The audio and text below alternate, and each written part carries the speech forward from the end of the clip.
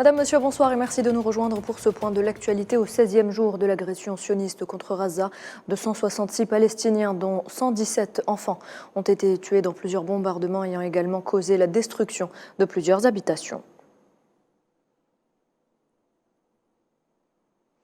À Jabalia, 32 civils ont été assassinés lors de nouvelles frappes aériennes. Le journaliste palestinien Rojdi Assiraj a lui aussi été tué et des membres de sa famille blessés.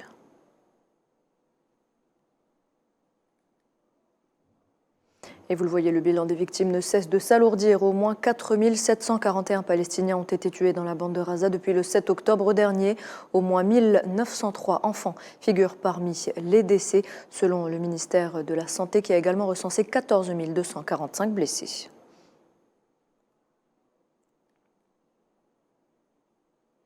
Selon l'UNICEF, 1 million d'enfants ont besoin de protection urgente. La représentante spéciale de l'UNICEF pour la Palestine, Lucia Elmi, a déclaré samedi que ces enfants ont un besoin urgent d'aide humanitaire en raison des diverses pénuries provoquées par le conflit.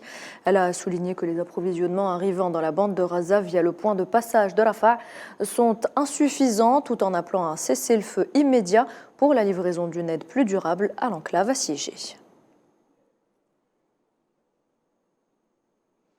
Et à propos d'aide, début de l'opération d'envoi des premières aides humanitaires dépêchées par l'Algérie à la bande de Gaza. L'Algérie qui avait décidé sur instruction du président Abdelmadjid Tebboune d'envoyer en urgence d'importantes aides humanitaires vers l'aéroport d'Al Arish en République arabe d'Égypte, pays frère, pour les introduire dans la bande de Gaza via le terminal de Rafah. Ces aides sont constituées de produits alimentaires et médicaux, de vêtements et de tentes et sont acheminées via un pont aérien composé de plusieurs avions relevant des forces aériennes de l'ANP. Et un second convoi de 17 camions d'aide humanitaire entre du côté égyptien du passage de Rafah en direction de la bande de Gaza samedi après le passage du premier convoi de 20 camions. L'ONU avait estimé que sa cargaison n'équivalait qu'à 4% des importations quotidiennes de Gaza avant le début de l'agression sioniste et qu'au moins 100 camions par jour seraient nécessaires aux 2,4 millions de Gazaouis, pour la moitié des enfants privés de tout. Et sachez également que 6 camions-citernes ont acheminé cet après-midi du carburant à la bande de Gaza depuis le terminal de Rafah.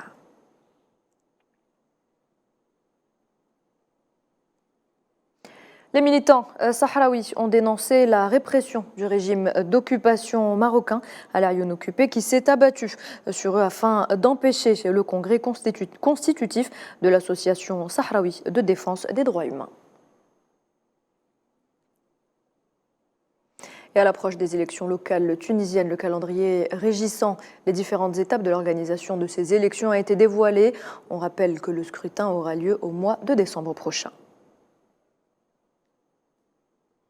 La mission de l'ONU au Mali a annoncé ce dimanche avoir accéléré son départ la veille du camp de Tessalit dans un contexte tendu ayant mis, selon elle, en danger son personnel dans le cadre de son retrait d'ici la fin de l'année.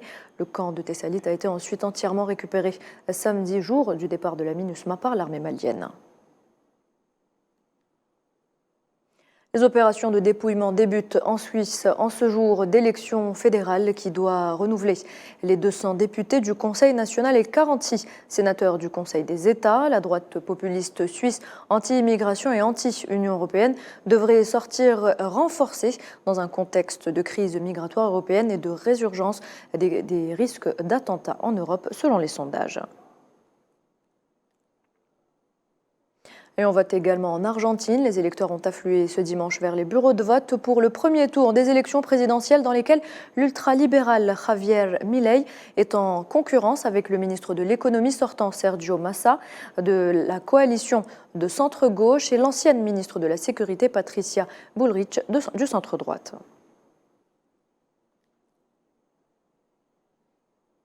Et voilà, c'est la fin de ce point de l'actualité. Merci de l'avoir suivi. Je vous retrouve à 18h30 pour le journal de la rédaction.